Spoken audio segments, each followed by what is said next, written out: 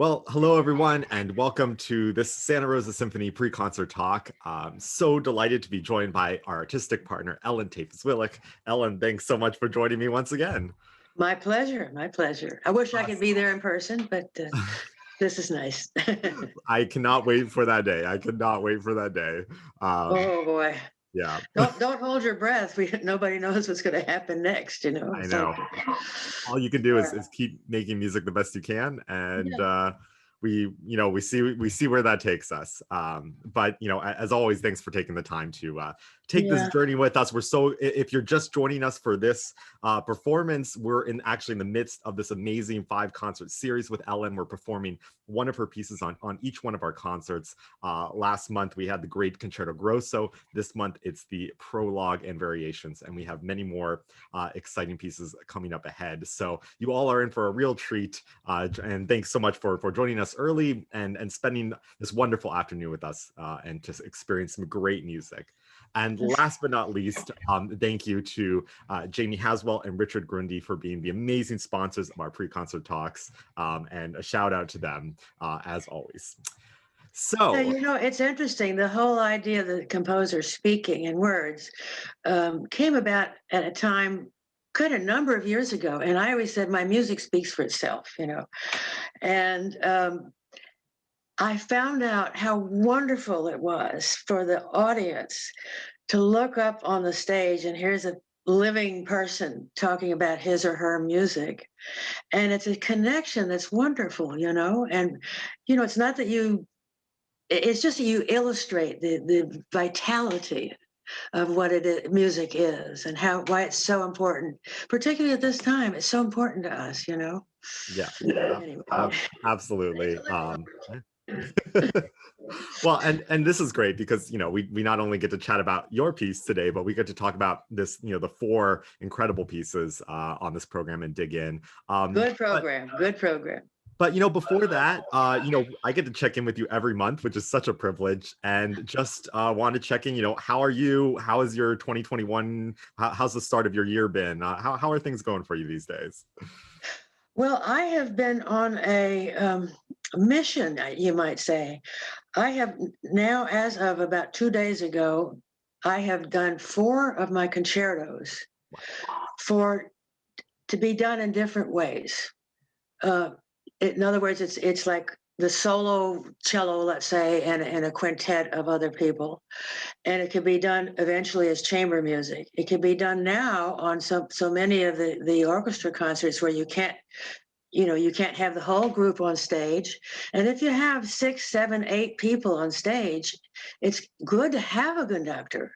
So it gives people 3 different ways to play a piece. And I've done early on, I did my cello concerto just at the beginning of it. And I've done my a piano concerto that's called Shadows for Piano and Orchestra, my bassoon concerto, and I've just finished my clarinet concerto. And these are all things that are going to put maybe 8 or 9 people on the stage. But I think it's an opportunity for musicians, I hope. Mm-hmm. Yeah. And I've learned a lot. It's very interesting. I have written for orchestra since I was a teenager. And I was a professional violinist for 7 years, the American Symphony under Stokowski and all these other people. I never quit learning things about the orchestra. And I learned a lot while I was doing these little projects I gave myself. It's an amazing group of people, I call it creatures, a group of creatures in an orchestra. Yeah. What is the process when you have a piece that, say, was written for 50 players and now you're going to change it to write for 10 players? What are maybe the challenges or maybe kind of the silver linings that people might not think about when you do something like that? I would say the challenges are really quite interesting, and it depends on the structure and the meaning of the original. But my goal is to make it have the same vitality and offer the same opportunity for the soloist, and not. I just want to do it right, you know, whatever that might be. And it's been different for each of these instruments, you know, and it's been fun and challenging at the same time, which is what I like. That's great. And you know, I think one, you know, especially one of the pieces today, Wagner's, you know, Siegfried is such a perfect example of this. You know, it's That's taking right. Isn't music that interesting? that was Yes. written for 100 players and several opera singers and turning it into a piece for like 20 musicians. Yeah. And it Yeah. retains all of that emotional depth. It's a killer piece in that small version, you know, and it's an interesting thing. Sometimes the size of something doesn't make much difference. Sometimes it really does, and um, it's a fascinating field to me. You know, writing for orchestra, little, big, whatever, intermediate. So I'm a little nervous to ask, but I feel like I have to ask. Is, you know, it's I know you've heard the Santa Rosa Symphony before, but it's probably been many years, I would imagine. And you had a chance to at least see us virtually last month playing one of your pieces. Oh, I loved it. I Any thought it was thoughts great. on joining us last month? Yeah, yeah, I really, really enjoyed that, and the people I knew who watched it also thought it was really wonderful. And it shows you, you know, the strength of a concertmaster, for instance, you know, and you had that nice thing, you know, where he played some of the piece I based my piece on, played part of it in advance, and everybody kind of responded to that. And I mean, the orchestra really, you know, and I was very impressed, and it's anyway, I liked it. It's, I mean, it's been such a fun exploration for us. And you know, certainly, I mean, now we've got two pieces under our belt, Yeah, and each one has just been, it's like such a wonderful world to kind of, you know, throw yourself in and discover all these wonderful intricacies. The Concerto Grosso is really, a lot of us thought, kind of unlike anything else we've ever gotten to work on, because yeah, you know, there is this tie to the past, a very strong tie to the past. yeah, And yet, of course, it goes to, you know, such great lengths to explore other areas as well. yeah, You know, it yeah. feels like a 25-minute piece, not a, you know, 15-minute piece. Well, you know, a lot of classical music has been it's longer because there's so many repeats. And that's because, you know, you had a different concert world. Now you have a quite a different concert world, and you have recordings, and you know, you have, for instance, what you're doing, you could listen to the whole concert again. And it's really it's a different world that we're inhabiting. And so probably if I were living in the 18th century, all of my pieces would be longer. But I don't know. I'm not living in the 18th century. But Yeah. with Prologue of Variations, um, I just mentioned that I was a professional violinist, and I love string instruments. I mean, I really love all instruments, but I have a particular warm spot in my heart for for the strings. And so, what I decided to do with this piece, I give it an opening that gives you a kind of a DNA material. And then I go off in other areas. And these are not variations like you would find in classical or romantic period, where they literally vary a particular thing. These are all a bunch of things happening really almost chamber wise, instruments coming to the fore to do this, and then kind of backing off and you know, being a partner to the rest. And I really enjoyed writing this. I wrote this for the Chattanooga Symphony, and I think it was in '83, and my first performance was '84 probably. And it's I don't know, it's something that turns me on. I really look forward to hearing your performance. I was curious in kind of looking at this piece, how much you tried, how much you tried things out on the violin, because I got to say, there's this Oh, one, about, what is it, three-quarters of the way in, the second fast section, it looks unplayable on the page. You know, you know, that 6/8 insanity, and it's just crazy, but it sounds amazing. I mean, when the strings just go at these in crazy runs. I mean, was that something you like tried out and made sure it was like possible? Well, yes. You know, I always say I don't write at the piano and then orchestrate. I write at the piano when I'm writing for the piano. And when I'm writing many things that I have done for that are for strings, I got the fiddle under my chin, you know, and these days I'm not in shape. I haven't practiced in quite a while, but I want to feel it. And then there's another thing. I don't want to be limited to my technique. I want to be able to go in any other way, but I want to use what I know, you know, viscerally, you have to say, um, that flows into the piece. So I probably could have given you some finger rings for those passages. I mean, it came out great, my God. But you know, it was definitely one of those things as a conductor. I was like, I don't know what I'm gonna do if it doesn't sound right because it looks, you know, scary as all hell on the page. But boy, is it fun when it comes out like that and these cascading runs just flying through the instruments. I mean, Yeah, uh, it's what a well, showpiece for this the is in the string. nature of the beast. See, as I said, I think of musical instruments as creatures, and they have different ways they move. They have different kinds of sonority that they like the best, and they have registers that are best, and other registers are not so good. I mean, they have all these things. Like, you know, we're complicated as humans, and these guys are complicated too. And that's why it gives me so much pleasure to write for them. And as I say, if I'm writing for an instrument that I play or in the neighborhood, I do not want to be, you know, stuck with my understanding and techniques. I want to be able to go somewhere new, um, and I just really like to get as close in touch with the instruments I'm writing for as I possibly can.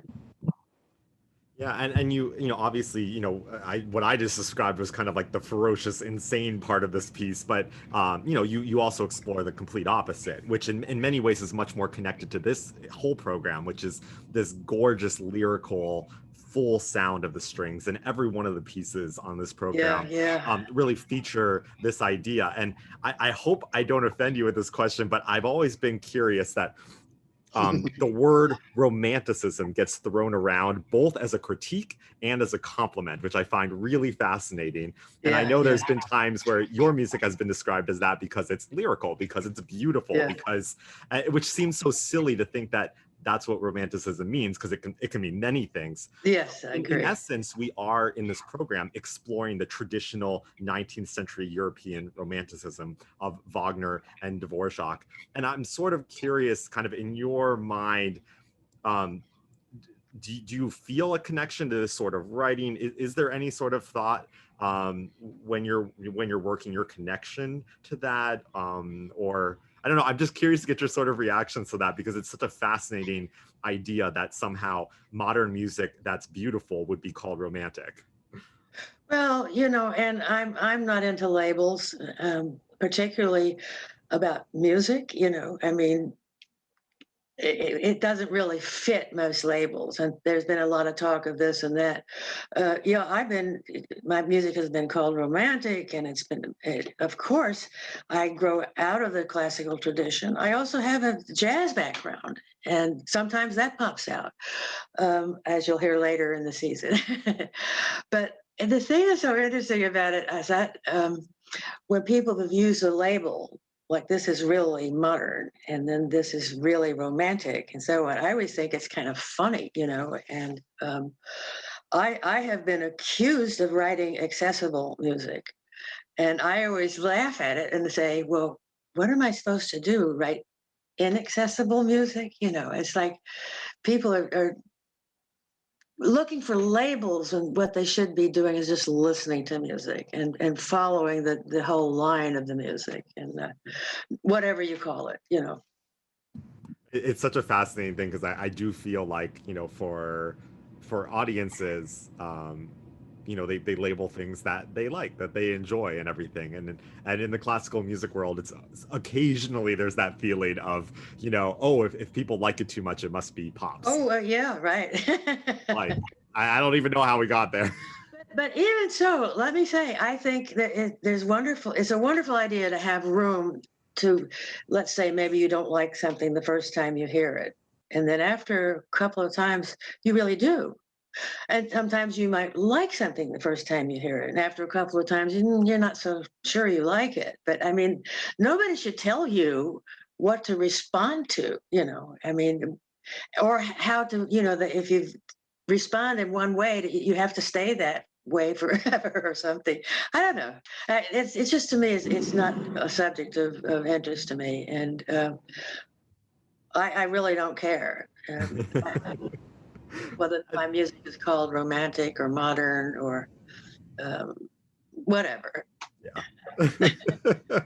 No, it's all about that communication. I mean, that's all I look for when I'm looking for music that inspires me, that I think will inspire an audience. Is, you know, Yeah, how does it yeah, yeah. communicate? Does it, you know, what is it trying to say to us? And is it, you know, whether it's something you might understand on the first listen or the 50th listen, it doesn't matter. Like, you can tell when something is, you know, has something to say. So Yeah, and you also don't want to tell people what to think and feel. no. Um, I mean, some people do, but not even me. Hey, so I know we've been sort of jumping around this program, and I hope people aren't getting too lost here, but let's I'm work our way through sorry. the pieces and have a little chat about them. We kind of go in reverse order, starting with William Grant Still, the great American composer. And I wanted to actually bookend this program with William Grant Still and Dvorak, because we Yeah, have, yeah, you know, Dvorak coming to the United States in, you know, 1900-ish. And, you know, yeah, he sure. basically says, you know, you guys don't have an identity. There's no American, you know, classical music style, right? And he had been so involved in creating music based on Czech folk tunes, you know, his home country. So, you know, he says, well, let me show you guys, right? And he writes this great New World Symphony, which Yeah, sounds really Czech, but you know, of you course. understand what he was Yeah, trying to yeah. do. That he was trying to look at Native American folk tunes and spirituals and say, you know, this is your music, this is your folk music. What do you do with that?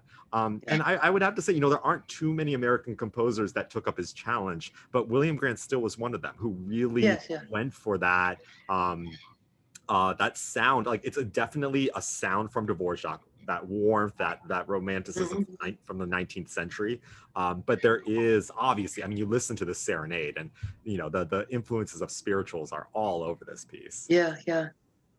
Well, it's interesting. You know, I wrote something for the opening of Ellis Island a number of years ago as a museum, and we called the piece "Immigrant Voices." And that's what we are. I used to walk past the house that Dvorak lived in New York when I was going to visit a friend, you know, and I sort of stop and say, okay. And so he brought stuff and he took stuff from us. You know, it's like this is the history of this country, and it's kind of amazing. And I agree with you about William Grant Still, and I think I don't know. Like I say, sometimes something, you know, like American jazz kind of influence comes out in my music, but I don't look to make it happen. I just want to let it happen if it wants to. Yeah, I mean, it makes, you know, sense in many ways. You know, he also had a very varied career in a lot of different musical styles, and that Yeah. kind of influences in some way, you know, very much like you. And it comes through very naturally in his music. You wouldn't listen to it and automatically say, oh, you know, he's taking all these different things into his music. Yeah. But Yeah. but the more you dig into it, the more the more you have a chance to kind of see it in relationship to everything else. And that's why I think this program is kind of shows it off wonderfully, because it is It's a one of the wonderful program. connecting I'd pieces like on this program. to. So and then, you know, we talked briefly about, you know, we move on to Wagner's Siegfried Idyll, one of my all-time favorite pieces. You know, And it's it's one of those fun to play, I'll tell you. right? Oh man, so great. And you know, you don't get to do it nearly often enough when you're with a symphony orchestra, because Yeah. you know, you don't want to do a piece that only requires 30 people when you have, you know, 70 musicians on stage. And so, you know, we don't often get a chance to do it as much. You do it a lot in college to practice conducting, Yeah. you know, Yeah. because you can Yeah. bring together the small ensemble. But I hadn't touched this piece honestly since like conducting workshops. And it was just great to get back into it because it feels so good to play, to conduct, to listen to.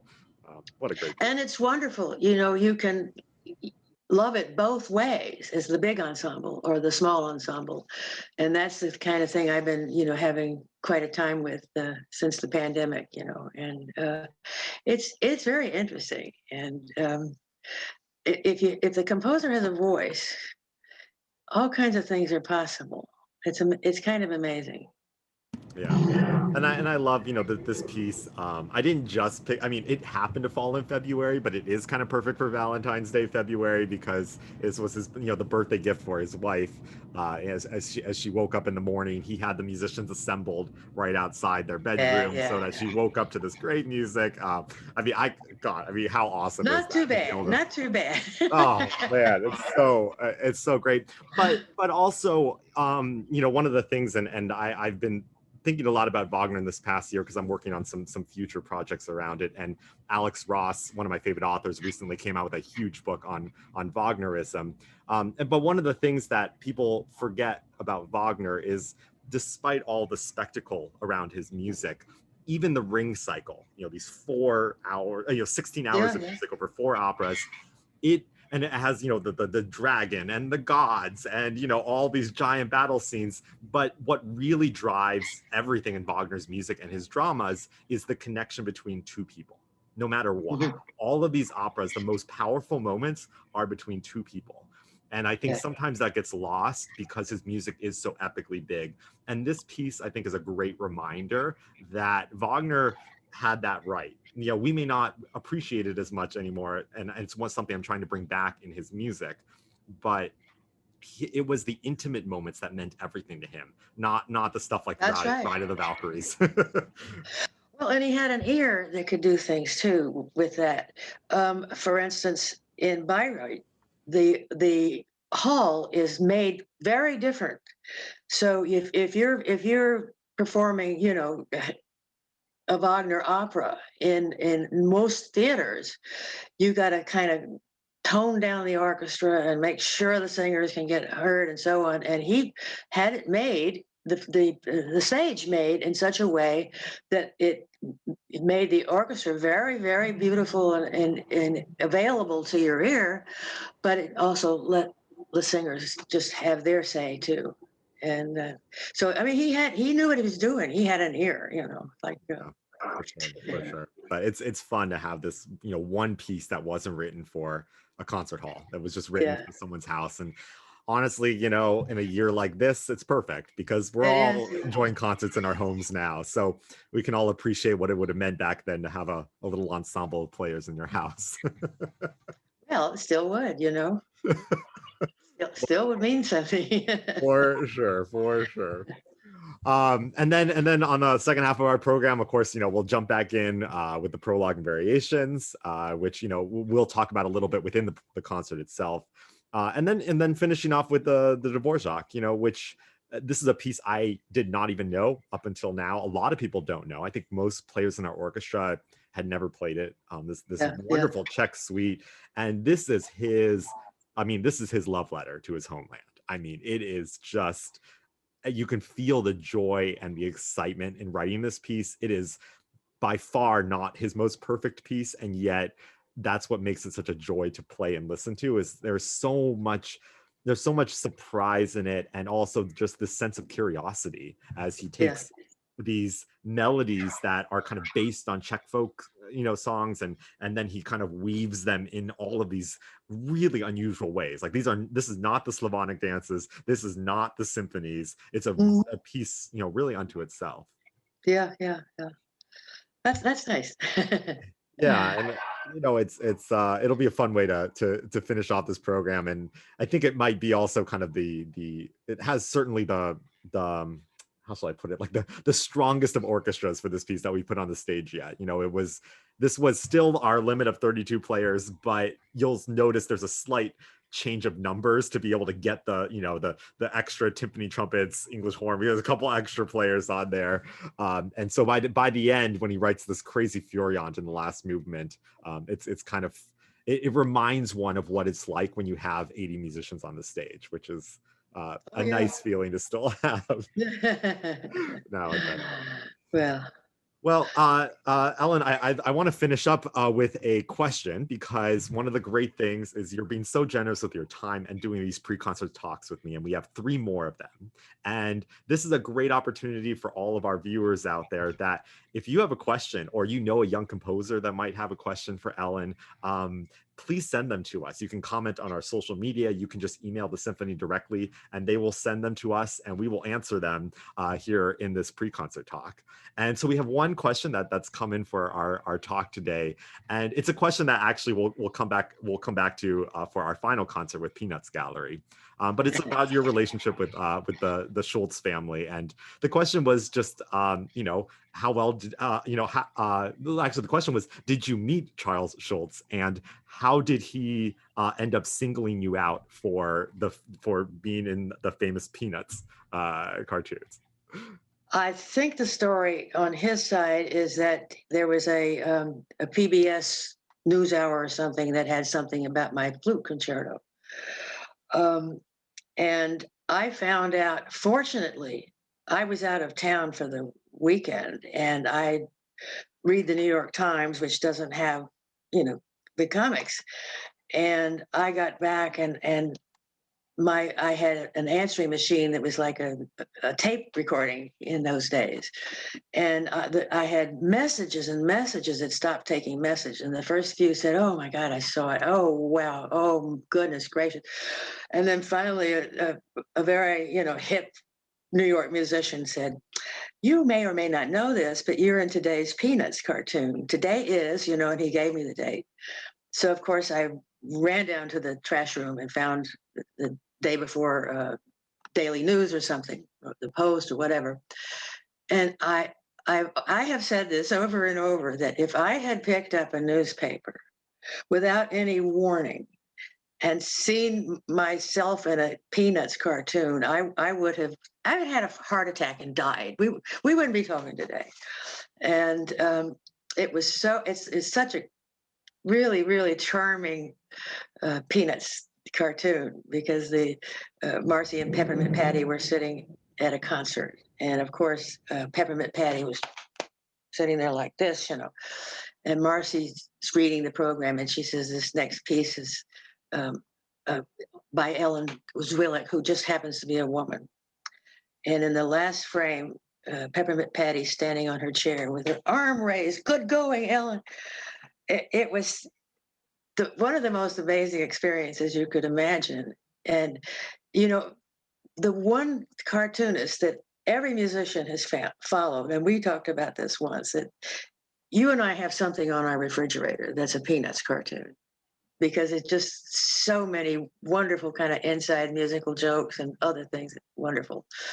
And so I found out how to get in touch with him, and I wrote him a kind of a thank you note, or sent it like, anyway.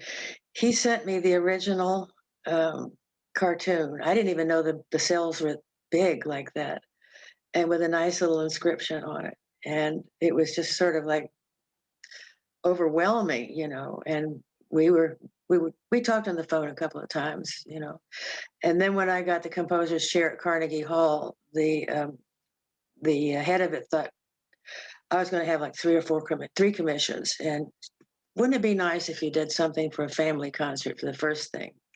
And I agreed. I had never done anything for a family concert, and so I thought it would be a nice idea. And so somehow or other, we got in touch with Charles Schultz to see if he was interested. He was interested, and he and Jeannie came to Carnegie Hall, and we had a wonderful meeting. And then they came back when we had a rehearsal, and it was just Eric Lamont, my beloved former partner who died a few years ago. He and I got to be very, very good friends of Jeannie and Sparky, and we saw them in New York, and we saw them in California, and it was just really quite a nice experience. And Jeannie and I are still very good friends. And it's amazing, you know, talking about the open the mind, open the ears. Here's somebody who Sparky was not a musician, but he had a sense of music. He had such an understanding of it, and like I say, you know, what you and I would talk about is kind of inside jokes about, you know, this and that, you know, like what Schroeder plays, for instance, and things like that. And it's just really quite. It's a wonderful part of our whole society, you know, and the fact that the kind of community that we are or we aspire to be, you know, it's interesting. Absolutely. It's such a great story. Never get tired of hearing it. Thanks so much for the question. And once again, please, if you have any questions for Ellen or anything you want us to discuss on a future pre-concert talk, just send it to the symphony and we will certainly get to it. Ellen, Thank you thanks. for the question. Yeah. Ellen, thanks as always for your time. What a pleasure it is to be able to talk music with you, and really excited to dig into today's concert and present your prologue and variations. And as all of you can tell now, you're definitely going to want to join us for the next three. We got the West Coast premiere of the Cello Concerto in March, the Romance for Violin and Orchestra in April, and of course, what we were just talking about, Peanuts Gallery in May. So much to look forward to, and excited to continue this journey. So thank you so much, Ellen. Well, I can't wait. I'm looking forward to all of it. All right, everyone. You can head back over to the Santa Rosa Symphony YouTube channel, and we'll look forward to seeing you at 3 o'clock for the performance. Thanks, everyone.